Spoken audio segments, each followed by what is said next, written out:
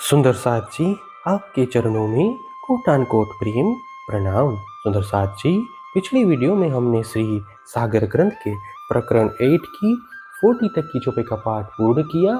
आज हम आगे की नई चौपाइयों का पाठ करेंगे।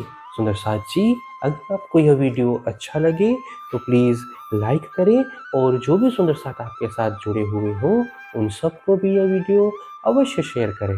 सुंदर साथ जी, जिन्होंने अब तक हमारे इस चैनल को सब्सक्राइब नहीं किया वे प्लीज़ इस चैनल को सब्सक्राइब कर दें ताकि आने वाले नई वीडियो का नोटिफिकेशन आपको तुरंत मिल जाए।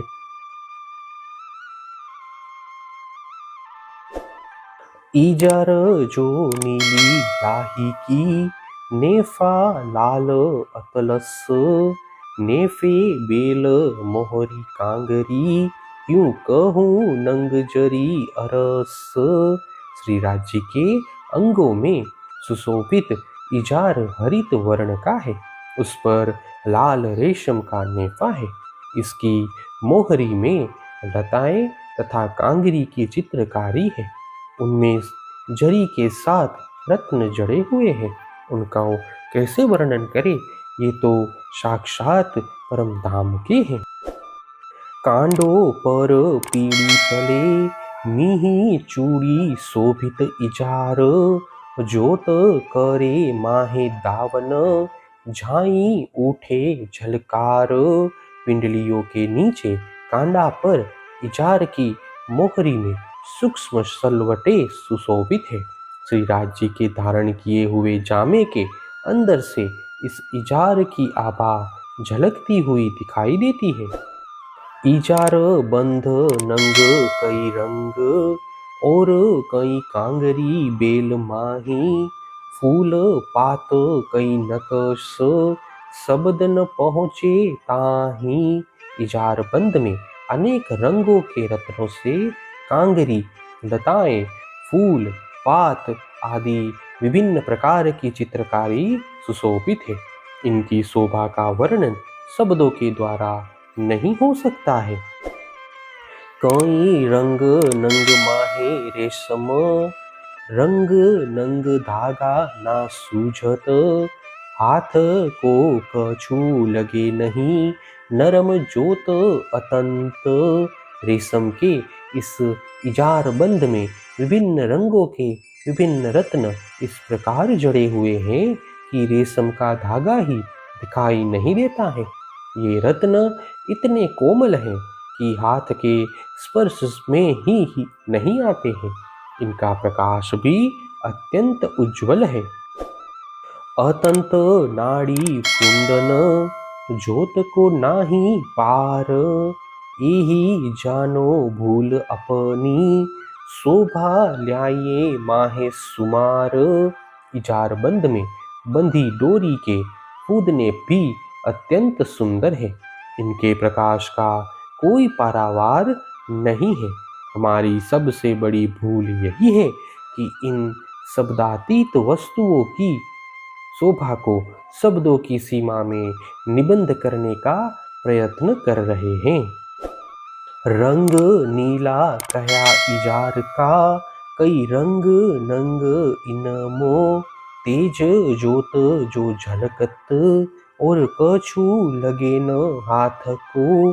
हरित वर्ण के इजार में विभिन्न रंगों के विभिन्न रत्न सुशोभित हैं।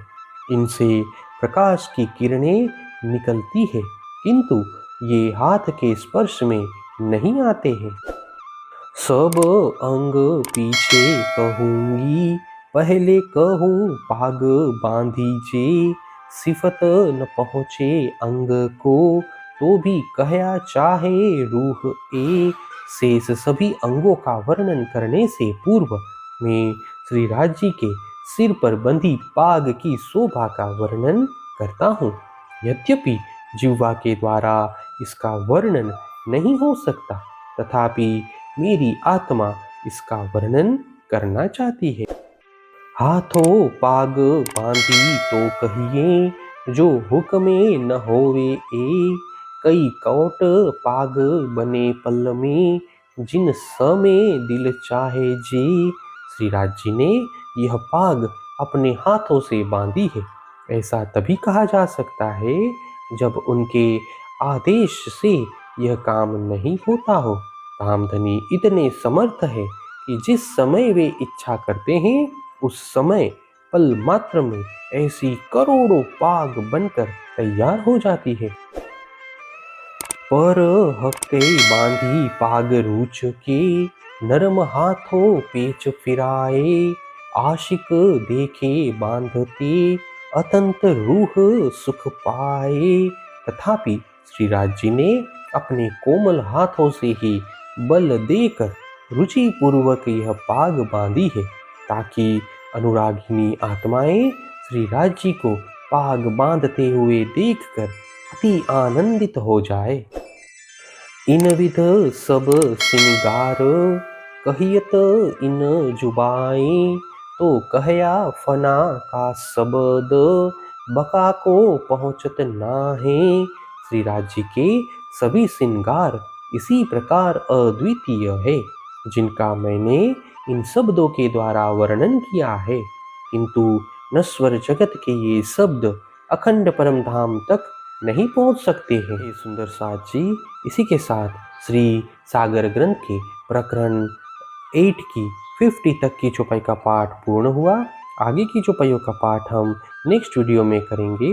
सुंदर साथ जी, अगर आपको यह वीडियो अच्छा लगा तो प्लीज़ लाइक, शेयर और सब्सक्राइब अवश्य कर दें। प्रणाम जी।